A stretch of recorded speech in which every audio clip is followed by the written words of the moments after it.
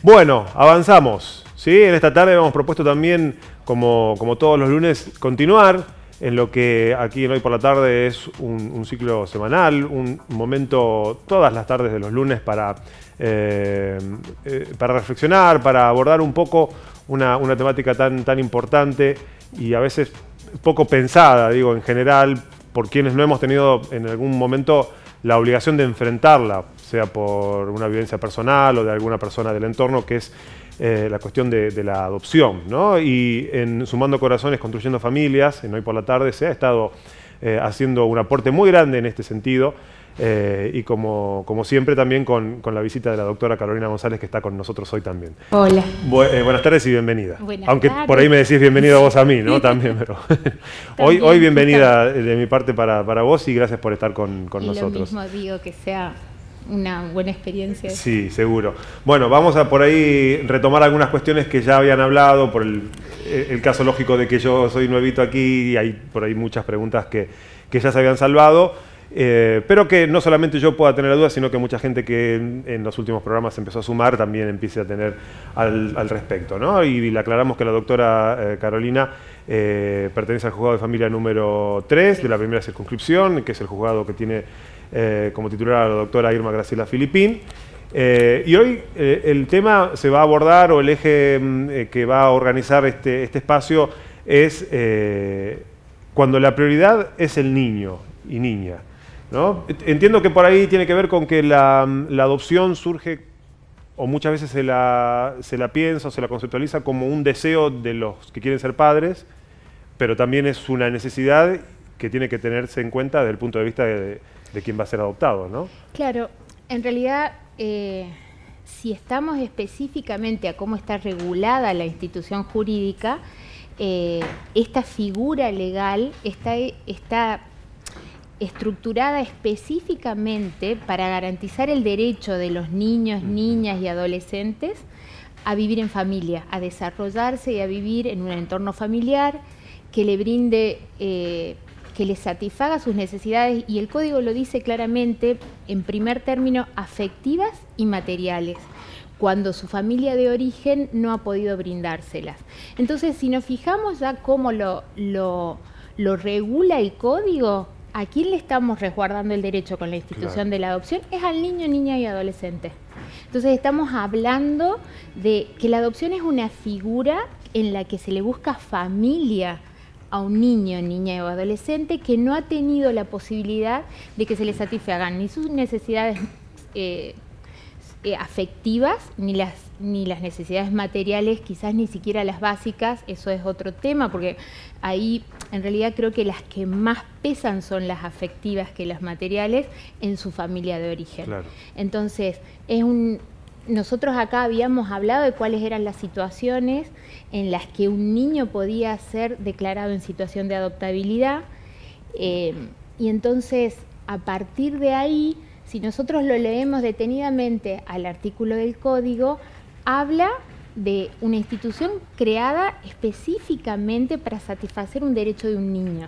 Claro. Entonces, desde ahí si nos podemos empezar cada vez a parar más en esto, es un niño que merece una nueva oportunidad y que de verdad tiene el derecho a vivir en un grupo familiar, en un entorno afectivo que le dé los elementos para pararse en la vida. Sí. Si nos ponemos desde ese lugar, la visión con la adopción es distinta. Totalmente. Te digo que en 2 minutos de charla a mí ya me cambiaste la cabeza total, porque uno siempre lo piensa desde quien en teoría toma la decisión racional de avanzar en el trámite, que es el padre y la madre o los que desean adoptar y que dicen voy a buscar de adoptar un niño. En realidad es al revés, es una necesidad del niño que debe garantizarse y que el Estado le debe garantizar, claro, al chico la posibilidad de gozar su derecho a vivir en familia. Y entonces, fijémonos que es muy distinto, porque es muy distinto el decir yo quiero ser padre a yo me encuentro en condiciones de ahijar un niño en situación de desamparo. Claro. Es muy diferente. Entonces, si yo me siento en condiciones de ahijar y de dar amor y de cobijar y de educar y de contener a un niño que está en situación de desamparo, es muy distinto a yo quiero ser padre porque mi necesidad es tener un hijo, eso es diferente. Claro. Entonces ahí nos vamos a parar con ciertas fricciones que es la gente que necesita que los tiempos sean súper expeditivos. Cuando nos paramos del lugar del adulto, hay un montón de ansiedades y hay un montón de cuestionamientos hacia el niño que cuando es un hijo biológico no acontece. Claro. Porque quien va a tener un hijo de forma natural, creo que lo acepta tal como es y en el devenir también. Sí. Entonces, en cambio, muchas veces la posición del que se inscribe en el registro, y es totalmente comprensible también, porque es reconociendo quizás sus limitaciones, ponen como esto de marcar entre qué y qué edad, si pueden o no con algún problema de salud o qué tipos de problemas de salud se animan. Entonces, siempre si el postulante revé la forma en que se para ante la situación y lo elabora, yo el otro día justamente hablaba con unos postulantes que estaban iniciando una vinculación y que se les habían generado un montón de dificultades porque se trata de un niño en la segunda infancia y los paraba a ellos en un lugar complejo, en esto que plantearon, bueno, profundicen la terapia tanto niños como postulantes. Y yo les decía, qué fantástico sería si todos nos preparáramos para ser padres. Entonces, si todos de verdad asumiéramos ese rol con verdadera conciencia de lo que la responsabilidad parental implica. Entonces, porque de verdad se está formando a una persona para que se desarrolle en la vida y para que salga al mundo. Y con un montón de cuestiones que nos van a ser ajenas o que nos van a superar en el devenir del tiempo, ¿no? Y entonces, si los adoptantes, si los postulantes a una adopción pudieran tomar estos requisitos a veces del registro cuando les piden que hagan terapia porque no tienen resueltas ciertas idealizaciones o fantasías con el proceso, cuando lo toman así, libremente y con conciencia, logran cosas que son a veces que nos pueden llegar a sorprender a nosotros, a los operadores. Entonces, espero yo poder tener la posibilidad de tener el testimonio.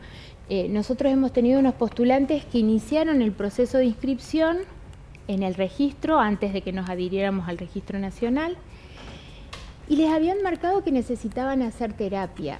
Sin duda, a la gente que se inscribe en el registro, cuando les marcan hacer terapia y cuando les dicen no todavía la inscripción, les genera toda una fricción interna que es totalmente entendible porque hay que estar desde ese lugar. Bueno, hicieron la terapia, pasó un tiempo, se ve que según los informes de las profesionales, las evaluaciones... Sí, disculpa, tengo un paréntesis. Esta reacción puede tener que ver con que no se terminó de conceptualizar que en realidad no es un derecho de los padres a tener un hijo, sino que tienen que prepararse para garantizarle un derecho a un niño. O sea, es ahí la vuelta. Totalmente, porque la mayoría de las veces o es para tapar una pérdida o para subsanar esto que nos fue mal en un tratamiento o la angustia de no poder de forma natural. Entonces siempre hay eso. Me encantaría que esté alguna de las profesionales del equipo técnico, una psicóloga, que lo explique con la propiedad que hay eso por delante requiere. Una necesidad de la pareja. Claro, que es netamente de los adultos. Claro. Y que de verdad se debe elaborar porque el niño, difícilmente un hijo va a venir no viene a saciar eso. El niño viene a la vida, a desarrollarse y a abrirse a la vida, no a llenar nuestros vacíos y carencias, por decirlo de alguna manera, ¿no? Entonces, es tal cual. La más de las veces es porque no pueden todavía pararse desde ese lugar y tienen quizás un montón de demandas hacia este niño que puede ingresar en ese proceso. Sí, y me decías, bueno, entonces se les indica hacer terapia, por ejemplo, siempre hay como, o muchas veces hay como esta reacción de sentir que todo se dilata, que no es en los tiempos que ellos querrían, probablemente. Sí, o de sentirse calificados o juzgados, de sentirse observados, de que por qué si para ser padres nadie te dice si estás bien o está mal y a mí me evalúan y se sienten, casi toda la mayoría de los postulantes cuando se les plantea eso, se sienten como, supongo que calificados. Socavados en sus capacidades, algo así. Exactamente. Como que le están poniendo en duda si son capaces o que... Entonces, es como nos ponen casi como de un lugar bastante desagradable a nosotros, pero cuando caminan y transitan el proceso se dan cuenta que después la terapia les sirvió para un montón de cosas y que en el caso, por ejemplo, nosotros tenemos un hecho en el que a unos de esos postulantes, ya cuando habían logrado terminar la terapia y demás, se los convocó en una situación donde ni siquiera sabíamos la sobrevida de un bebé. Y ellos aceptaron. Y eso es verdaderamente priorizar a un niño.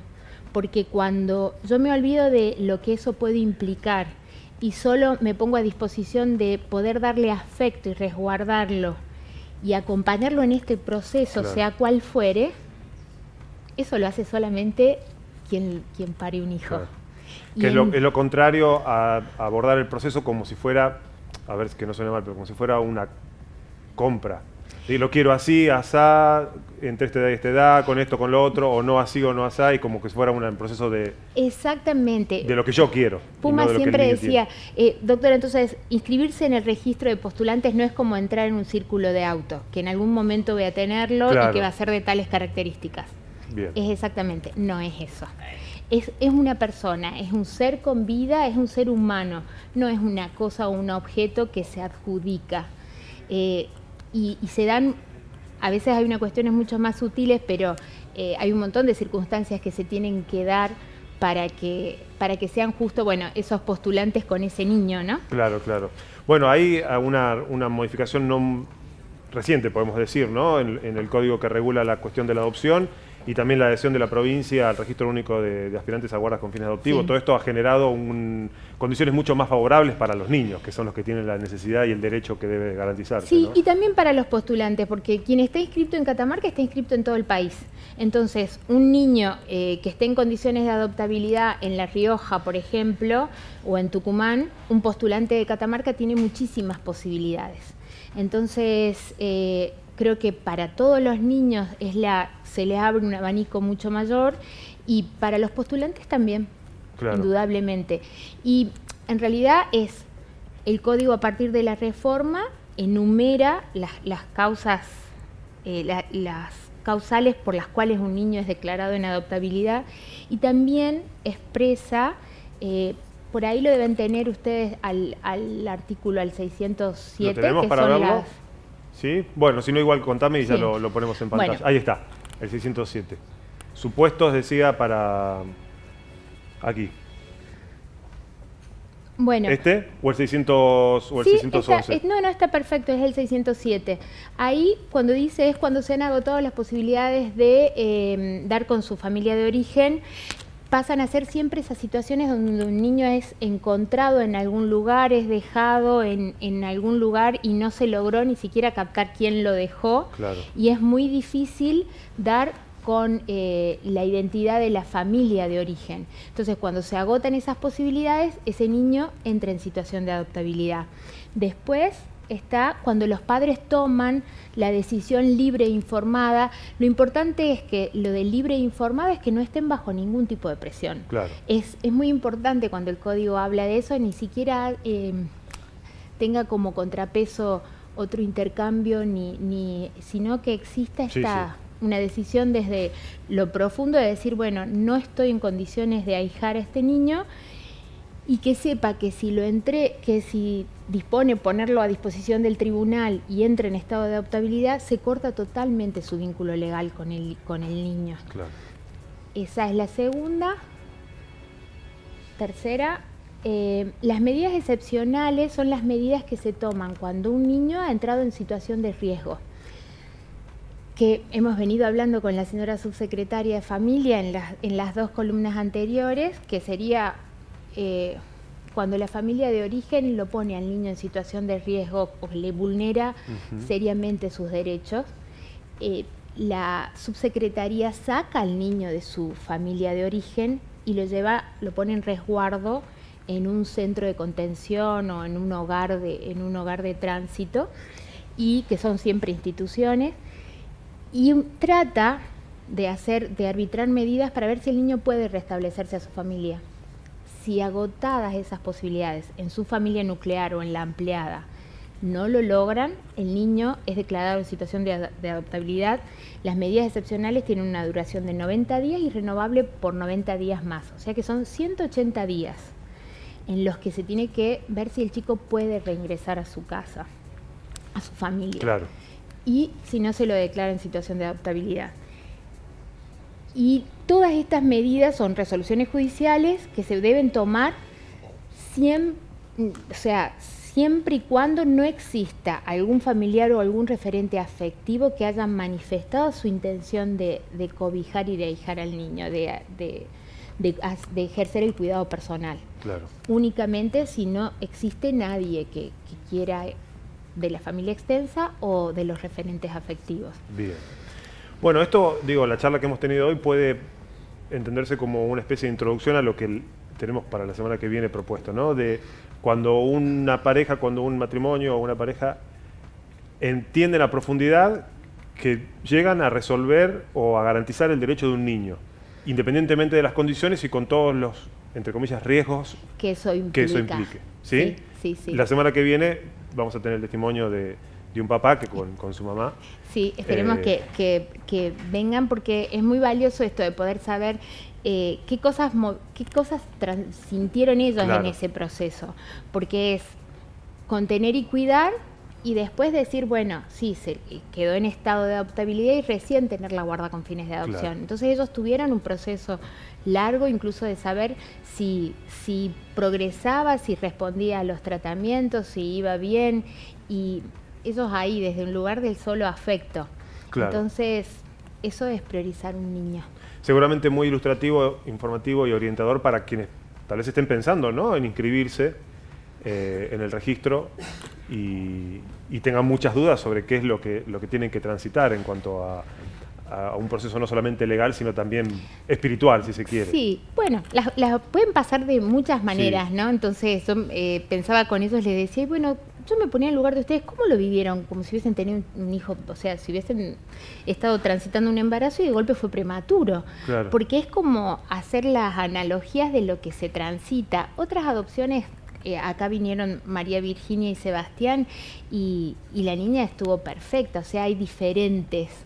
Indudablemente hay como esos hilos que marcan quién es con quién, no lo sé.